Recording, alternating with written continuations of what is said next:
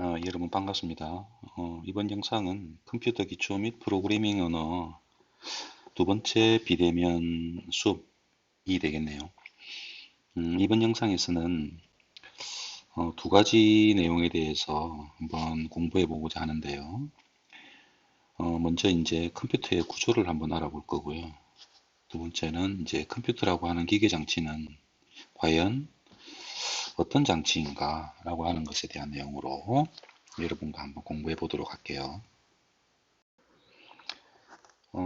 컴퓨터 시스템은 크게 두 가지 구성 요소로 이루어져 있습니다. 여러분도 잘 아시리라 생각이 됩니다.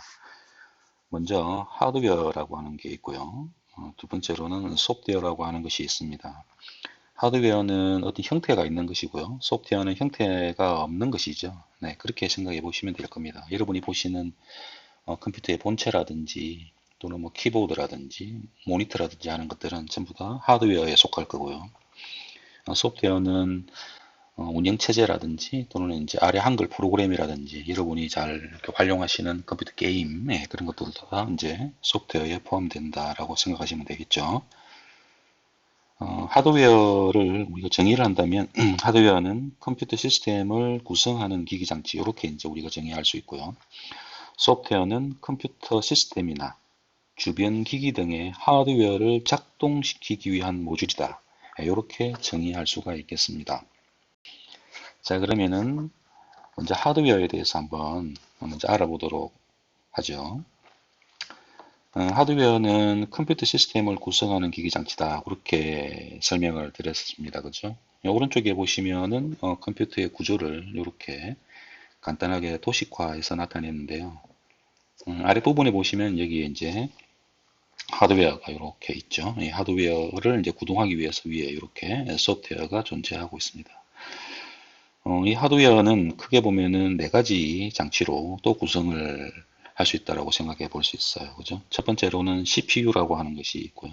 그리고는 저장 장치, 그리고 입력 장치, 그리고 출력 장치, 이렇게 네 가지 구성품으로 또 구성이 되어져 있다. 이렇게 보시면 되겠습니다. 먼저 중앙 처리 장치부터 한번 보도록 할게요. 중앙 처리 장치라고 하는 것은 센트럴 프로세싱 유닛 이렇게 이야기를 합니다. 그죠? 센트럴 프로세싱 유닛이니까 CPU가 되겠죠. 우리가 이제 일반적으로 CPU 이렇게 이제 이야기하는 것이 바로 중앙 처리 장치입니다. CPU는 여러분이 잘 아시던 바와 같이 크게 보면은 현재 많이 사용되는 CPU를 기준으로 보면은 보통 이제 인텔에서 만드는 CPU가 있죠, 그죠? 인텔에서는 보통 이제 코어라고 하는 걸로 보통 이제 이렇게 표기를 많이 하고 있죠. 보통 코어 i3라든지 i5, 그죠? 또는 i7 또는 이제 i9 이렇게 이제 현재 이런 부품 제품들을 인텔에서 CPU로 내놓고 있습니다. 그리고 요즘엔 또 AMD라고 하는 회사에서도 마찬가지로 CPU를 많이 내놓고 있는데요. AMD는 라이젠이라고 하는 브랜드로 보통 많이 이제 CPU를 출시하고 있습니다. 라이젠도 보면은 라이젠 3, 라이젠 5, 라이젠 7, 라이젠 9 이런 식으로 이제 번호를 매겨서 CPU의 성능을 이렇게 구분해 가지고 판매를 하고 있는데요. 어쨌든 인텔이나 AMD나 마찬가지로 다 CPU를 만드는 회사들이죠. 중앙처리 장치는 우리가 알기 쉽게 생각해 보면은 사람으로 생각하면은 뭐에 해당되느냐? 이제 두뇌에 해당되는 것입니다. 어떤 정보들이 컴퓨터로 입력이 되면은 그 정보를 처리해서 그 처리한 결과를 이렇게 내보내 주는 역할을 하는 아주 핵심적인 장치를 우리가 CPU다 이렇게 이야기를 하죠. 그리고 두 번째로는 저장 장치라고 하는 게 있죠. 저장 장치는 스토리지죠. 스토리지 디바이스인데요. 저장 장치는 보면은 크게 두 가지 형태가 존재합니다. 첫 번째는 뭐가 있냐면은 메인 메모리가 있는 거죠. 다르게 표현하면 프라이머리 스토리지라고 하는 겁니다. 프라이머리 스토리지 하는 게 있는데, 이게 이제 우리가 보통 말하는 메인 메모리라고 하는 거죠. 그리고 두 번째는 뭐가 있냐면은 세컨더리가 있겠죠. 스토리지가 있습니다. 세컨더리 스토리지는 다르게 표현하면 옥스 메모리라고 이야기합니다. 옥슬러리 메모리라고 이야기를 합니다. 그러니까 저장 장치가 두 가지가 있다. 하나는 프라이머리 스토리지가 있고, 두 번째는 이제 세컨더리 스토리지가 있는 겁니다. 프라이머리 스토리지는 뭐가 있냐? 이제 주 기억 장치죠. 그러니까 우리가 주 기억 장치라고 하는 것이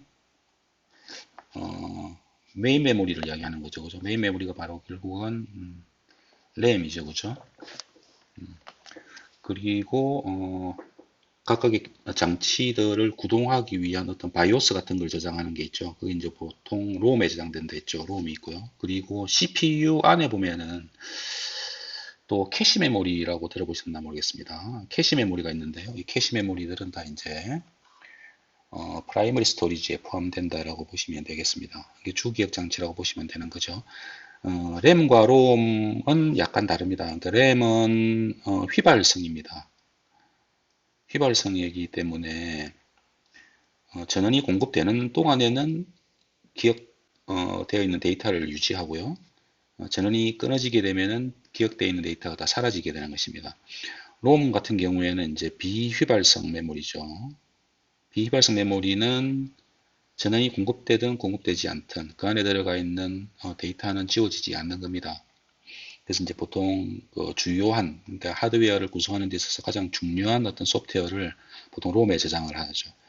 요 앞에서 제가 아마 그 바이오스 이야기를 했었는데 바이오스도 이제 마찬가지로 롬에 저장이 되어져 있습니다.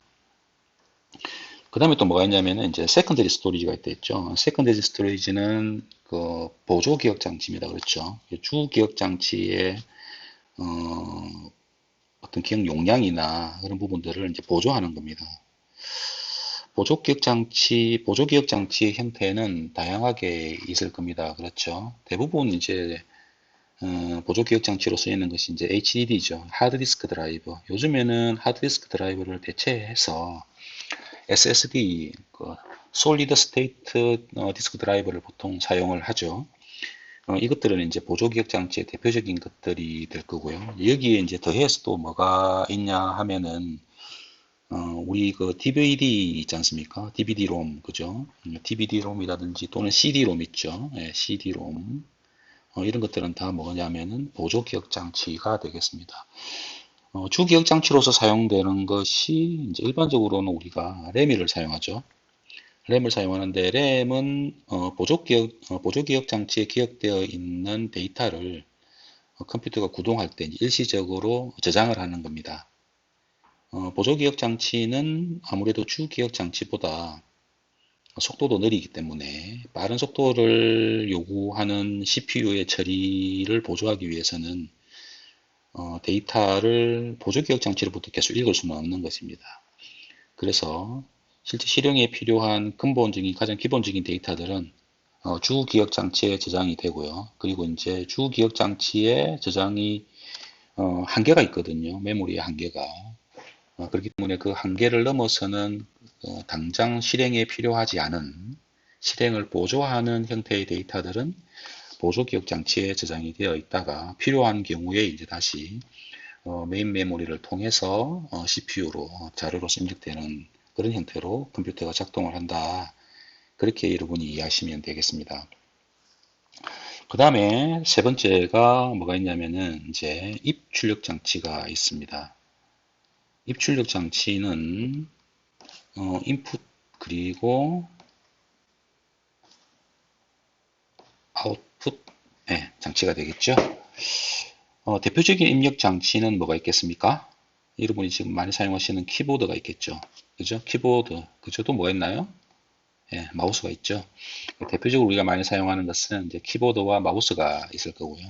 예, 이거 말고도 입력 장치들이 많을 것입니다. 그죠? 영상을 입력하는 뭐 카메라라든지 이런 것도 마찬가지로 입력 장치가 되겠습니다. 그리고 카드, OMR 카드나 OCR 카드를 읽어드리는 카드 리더 이런 것들도 마찬가지로 입력 장치가 되겠죠. 자, 그 다음에 이제 출력 장치가 있습니다. 그죠? 예, 출력 장치는 CPU가 계산한 결과를 이제 바깥으로 이제 실행 결과를 내보내주는 것이죠. 가장 많이 사용하는 출력 장치로서는 모니터가 있겠다, 그죠? 모니터도 있고, 그다음 또 뭐가 있나요? 예, 프린터 같은 것들도 예, 출력 장치가 되겠죠. 예, 모니터나 프린터 같은 것들이 대표적인 출력 장치가 되겠습니다. 지금까지 하드웨어의 구성 요소에 대해서 알아보았습니다. 자, 그 다음에 두 번째로 컴퓨터는 이제 소프트웨어라고 하는 것이 있습니다. 그렇죠? 소프트웨어는 자, 어떤 것이냐? 소프트웨어라고 하는 것의 정의는 컴퓨터 시스템의 작동을 제어하거나 또는 주변 기기 등의 작동을 제어하기 위해서 만든 모듈이다. 그렇게 보통 이야기를 하죠. 소프트웨어의 종류도 또 여러 가지가 있습니다. 소프트웨어 종류는 크게 보면 여기서는 세 가지로 나누어서 설명을 드리려고 하는데요. 첫 번째는 뭐가 있냐면 펌웨어라고 하는 게 있고요. 두 번째는 시스템 소프트웨어가 있습니다. 그리고 세 번째 이제 응용 소프트웨어, 이렇게 세 가지 형태의 소프트웨어가 존재합니다. 먼저 펌웨어가 뭔지 한번 알아보도록 할게요. 자, 펌웨어는 뭐냐면은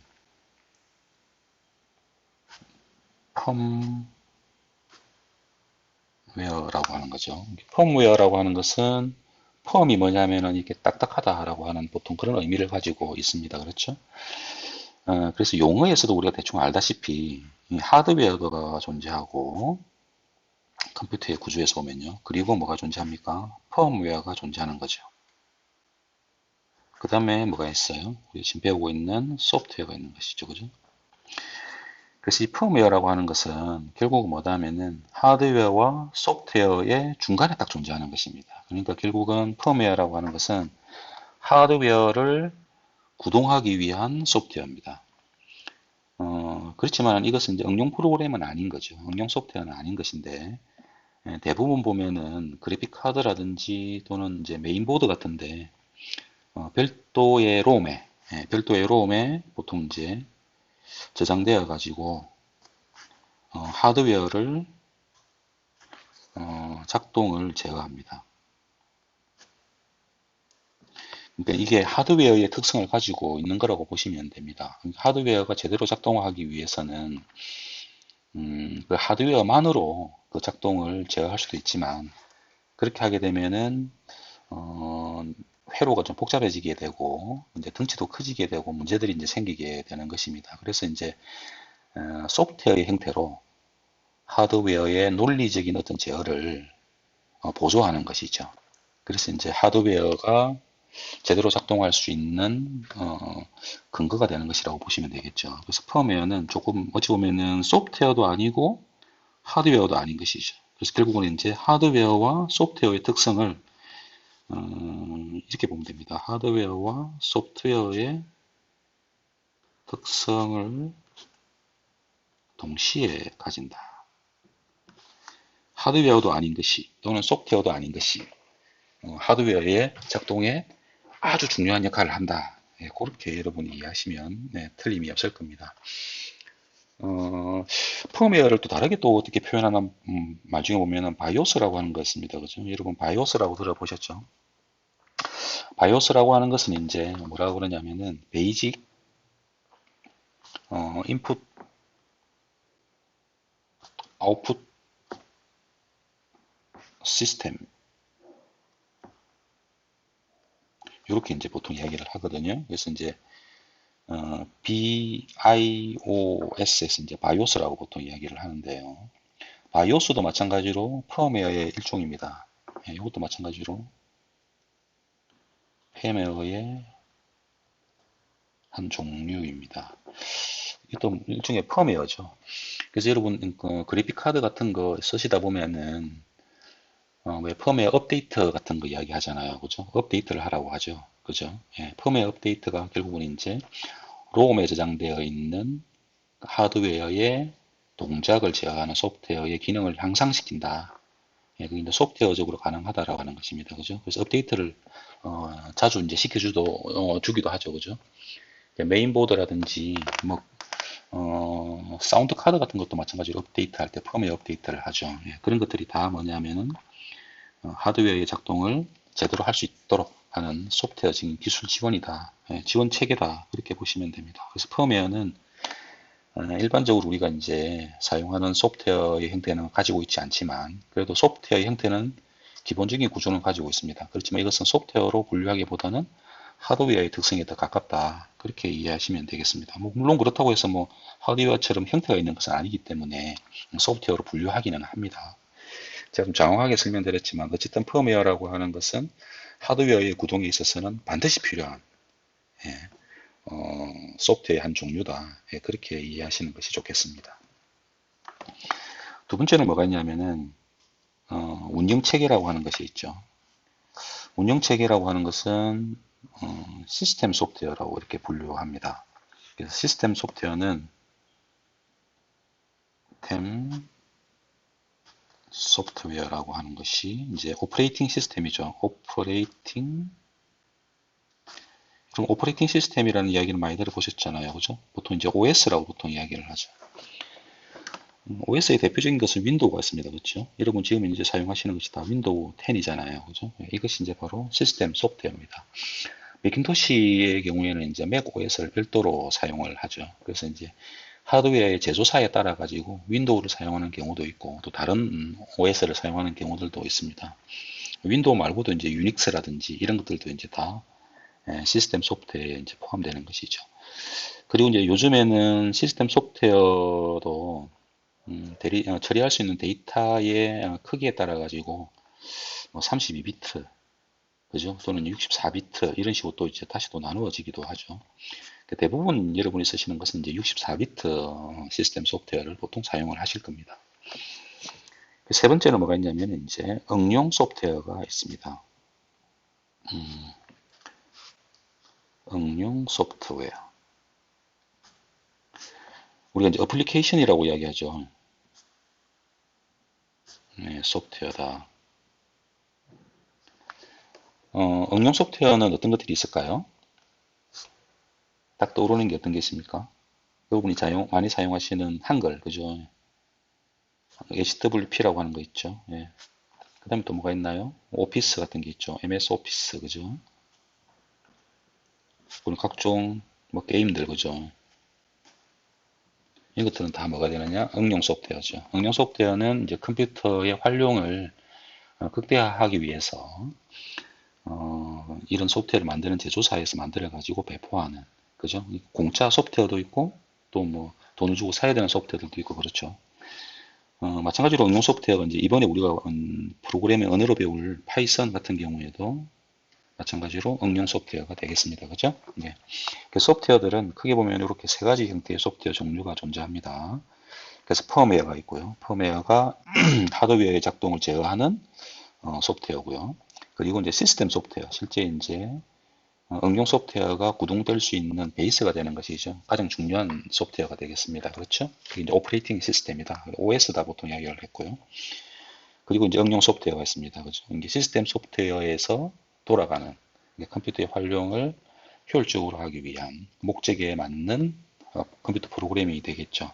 그러니까 컴퓨터 프로그램을 우리가 응용 소프트웨어다. 그렇게 나누어서 우리가 컴퓨터의 구조로 공부를 해볼 수 있겠습니다. 그러면 이제 컴퓨터의 구조에 대해서 우리가 간단하게 알아봤고요. 자, 이번에는 자, 그러면 이 컴퓨터란 과연 뭐냐 하는 부분들에 대해서 한번 공부를 해보겠습니다. 컴퓨터라고 하는 것은 자, 컴퓨트 하는 기계죠. 컴퓨트라고 하는 것은 계산한다라는 의미를 가지고 있습니다. 그렇죠. 그래서 컴퓨터라고 하는 이 기본적인 용어에 뒤에 이제 ER이라고 하는 게 붙은 거죠. 그래서 컴퓨터라고 하는 것은 결국은 계산하는 기계다. 그렇게 해서 이제 우리가 이해하면 되겠습니다. 자, 컴퓨터는 뭐 하냐? 계산을 하는 거죠, 항상. 누가 계산합니까? 그죠? CPU가 계산을 하죠. 네. 이 계산을 하기 위해서는 반드시 뭐가 필요하냐면은 뭐가 필요합니까? 데이터라고 하는 게 필요합니다. 그죠? 데이터는 또 다른 말로 하면은 자료다라고 표현을 하기도 합니다. 데이터나 컴퓨터나 데이터나 자료나 똑같은 말이다. 그렇게 보시면 됩니다. 그리고 컴퓨터는 데이터를 이용해서 계산을 하는데 어떤 계산을 하느냐 하면은 숫자 계산을 하는 것이죠. 결국은 숫자 계산을 한다는 것은 0, 1, 1은 이제 숫자로 모든 데이터를 변환시켜 가지고 그 결과를 결과를 내보내는 것이다. 이렇게 보시면 되는데, 그러다 보니까 데이터의 형태는 어떻게 돼야 됩니까? 데이터의 형태는 숫자의 형태여야 된다라고 하는 것이죠. 그래서 컴퓨터는 모든 데이터를 다 어떻게 만드냐면은 숫자로 변환합니다. 특히 이제 숫자 0과 1로 표현하는 것이죠. 이렇게 바꿔가지고 사용을 합니다. 실제 이제 컴퓨터가 계산을 통해 가지고 출력을 내보낼 때 그 출력을 내보내는 데이터의 연산 결과라고 하는 것은 전부 다 모니터에 표시되는 모든 정보들이 있겠죠.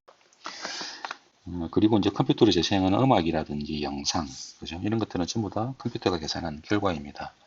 눈으로는 글자가 보이고, 그리고 화면에 컬러들이 보이지만, 컴퓨터 뒤쪽에 가서 보면은 그것들은 다 어떻게 바뀐다는 겁니까? 숫자의 형태로 보인다는 것이죠. 여러분, 매트릭스라고 하는 영화 보셨죠?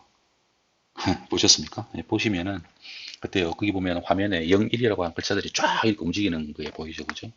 실제 이제 우리 눈으로 보이는 거하고 컴퓨터 안쪽에서 이제 하드웨어가 그 데이터를 처리하는 거하고는 서로 전혀 다른 어떤 형태가 된다는 것이죠. 눈으로 보이는 것은 사람이 보기 좋도록 만드는 거지만 실제로 눈으로 보기 좋게 만들기 위해서는 뒤쪽에서는 수많은 숫자들의 계산들이 이제 계속 이루어지고 있는 것입니다. 여러분이 마우스를 움직이는 것도 마찬가지로 CPU가 계산한 결과가 되겠습니다.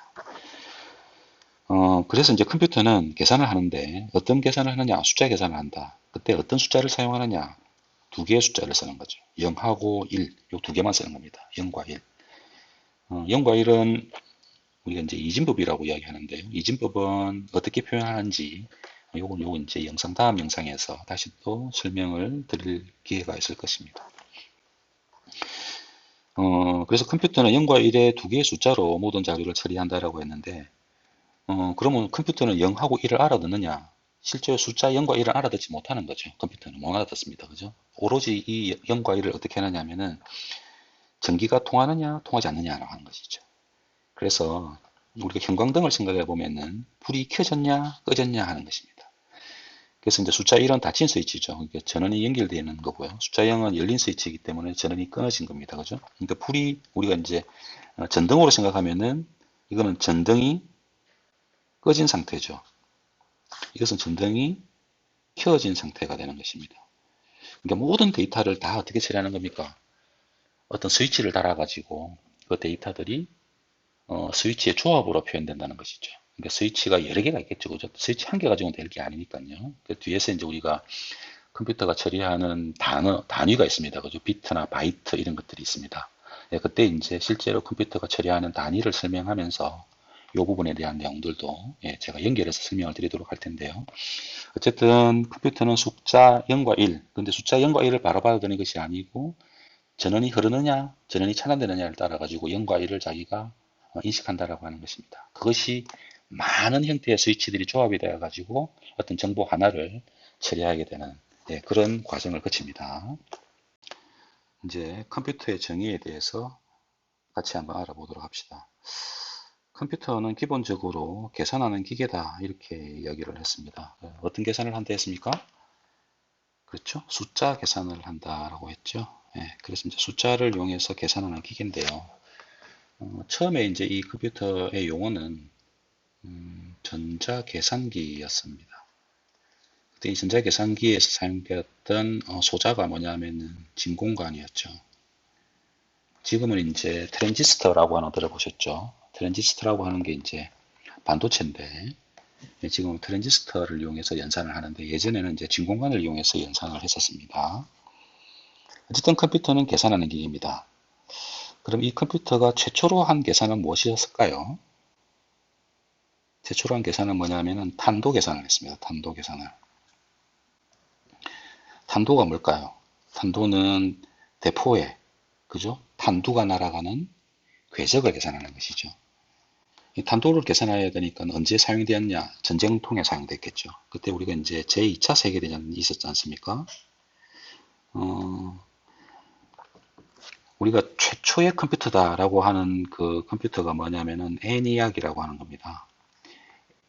ENIAC이 현재 우리가 사용하고 있는 전자식 컴퓨터, 그러니까 현대의 전자식 컴퓨터의 시초다 이렇게 이야기를 하거든요. 컴퓨터의 시초라고 이야기하는데요. 이 ENIAC이 뭘 했냐? 결국은 탄도 계산용 컴퓨터였다는 거죠. 그래서 ENIAC은 1943년도부터 개발이 시작되었어요. 실제 이제 완성이 된 것은 1946년에 완성이 되었습니다. 이 ENIAC이 전자식 컴퓨터의 시초였고요. 그 이후로 이제 계속적으로 발전해서 이제 현대 컴퓨터의 형태가 만들어진 거다. 그렇게 이해하시면 되겠습니다. 그러면은 이게 ENIAC만 있었냐? 사실 그건 아니었습니다. 그 ENIAC이 나오기 전에 간단한 형태의 전자계산기가 하나 있었습니다. 물론 이제 ENIAC처럼 현대 컴퓨터의 형태를 가지지는 않았지만 그래도 프로그래밍이 가능했던 컴퓨터였는데요. 그게 이제 콜로서스라고 하는 컴퓨터가 있었어요. 지금 이제 컴퓨터라고 이야기하지만 그때는 계산기였겠죠. 전자계산기. 그죠? 이거는 이제 정확하게 말하면 암호 해독기였습니다. 이 암호 해독기였는데 이 암호 해독기가 어떤 암호를 해독했냐면은 독일에서 이제 각각의 군대가 이게 서로 통신을 하잖아요. 통신을 할 때 이제 암호화된 어떤 정보를 서로 주고받았거든요. 그 암호화를 하는 그 독일의 컴퓨터가 있었죠. 독일에 이제 암호 생성기가 있었죠. 그 생성기가 애니그마라고 하는 생성기가 있었습니다.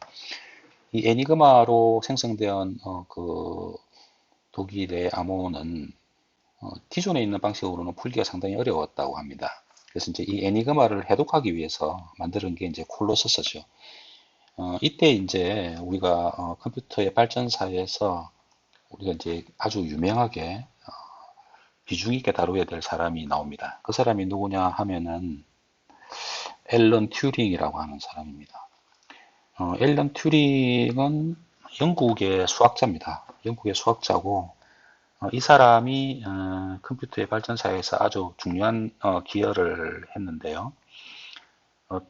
결국은 이제 이 사람의 제안에 의해 가지고 만들어진 게 결국은 콜로서스라고 하는 이 암호 해독기가 되는 것이죠. 결국은 이제 콜로서스가 애니그마가 만든 암호를 해독했죠. 네, 그래서 그 라이엇 일병 구하기 여러분 보셨나요? 그때 뭐 노르망디 상륙작전 하잖아요. 그죠? 네, 그때 이제 이 애니그마의 암호를 해독한 다음에 그 암호에 해독된 결과를 바탕으로 해서 이제 그 2차 세계대전의 판도를 바꿨다고 하는 노르망디 상륙작전도 가능하게 되었다라고 하는 이야기도 있죠. 어쨌든 이 앨런 튜링은 콜로서스라고 하는 암호 해독기를 만드는데 아주 중요한 기여를 한 사람이고 결국은 이제 애니그마가 만든 암호를 해독하는 데도 기여를 했죠. 그러면서 동시에 조금 전에 말씀드린 대로 현대에 우리가 현재 사용하고 있는 컴퓨터의 기본적인 개념을 정립한 사람으로서도 유명하게 우리가 다루고 있습니다. 2차 세계대전 때 만들었던 이 애니악이나 어떤 그 콜로서스나 하는 이런 기계 전자 계산기는 대부분은 이제 특수한 목적으로만 사용이 되었습니다. 그죠? 그렇지만은 사람이 계산하는 것보다는 상당히 뛰어난 성능을 가지고 있었겠죠. 그래서 이제 이 컴퓨터가, 이 전자계산기가 결국은 이제 그 전쟁 이후로 통상적인 목적으로 사용될 수도 있는 형태의 컴퓨터로 계속적으로 발전해 나오게 되었던 것입니다. 앨런 튜링이 왜 중요하냐면은 첫 번째로는 뭐냐면 컴퓨터가 계산을 수행할 때 컴퓨터가 계산을 수행하는 기본 개념을 제시한 거죠. 그러니까 컴퓨터의 기본 개념을 제시했습니다. 기본 개념이라고 하는 것은 어떤 것이냐면 컴퓨터는 데이터를 처리한다라고 계산한다라고 했잖아요. 근데 이제 컴퓨터는 어떻게 계산을 하느냐 하면은 순차적으로 처리하는 것이죠. 그러니까 어떤 데이터를 처리하는 것이 순차적 처리를 한다. 그래서 이때 나온 것이 이제 바로 우리가 이제 알고리즘이라고 하는 것입니다. 그렇죠. 이 알고리즘에 대한 기본적인 개념을 공식화한 것이 바로 이 앨런 튜링이고요. 우리가 이제 앞으로 컴퓨터 프로그래밍을 해볼 텐데, 프로그래밍을 할 때 반드시 우리는 뭘 해보냐면은 순서도를 만들어 볼 겁니다. 이 순서도가 결국은 앨런 튜링이 제시한 컴퓨터의 데이터 처리 방식이 되는 것이죠. 이거 순차 처리가 되는 것입니다.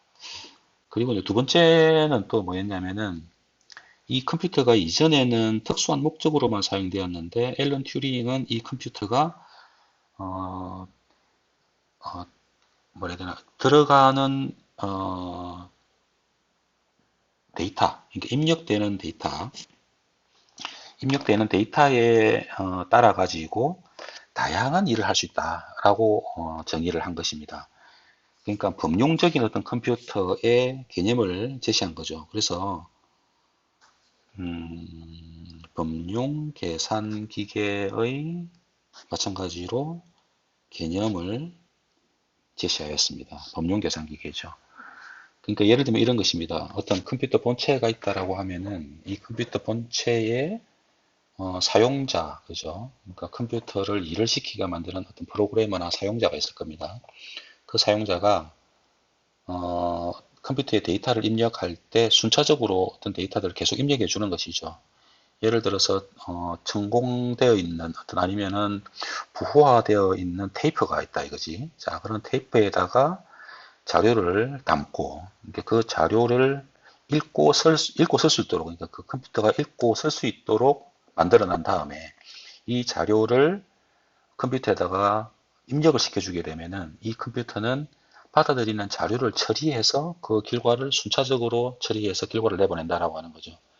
결국 이 개념이 뭐냐면은 들어가는 자료의 형태에 따라 가지고 나오는 결과도 그 자료에 맞는 결과가 나온다. 결국은 자료의 형태가 뭐 전쟁에 관련되는 탄도 계산이다. 그러면은 계산 결과도 탄도의 계산 결과가 나올 거고요. 그죠?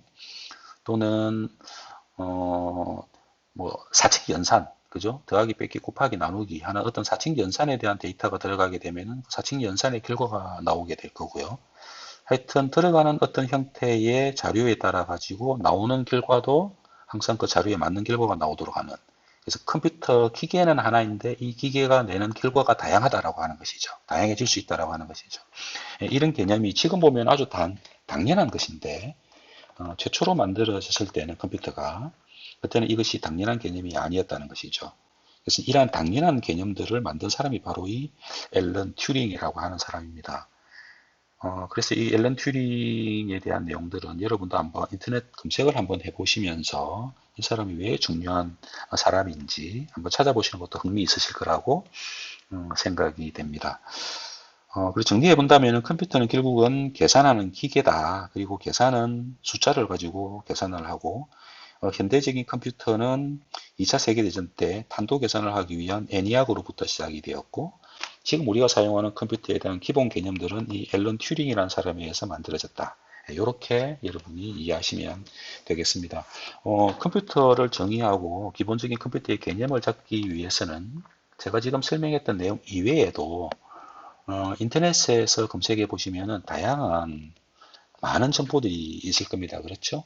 그래서 조금 부족한 부분이 혹시 있다라고 한다면 여러분도 인터넷에 검색하셔가지고 부족한 부분들을 보완해 주셨으면 좋겠습니다. 그러면 다음 영상에서는 이제 세 번째 파트에서 컴퓨터가 사용하는 숫자 계산을 하기 위해 사용하는 데이터의 형태에 대해서 한번 알아보도록 하겠습니다.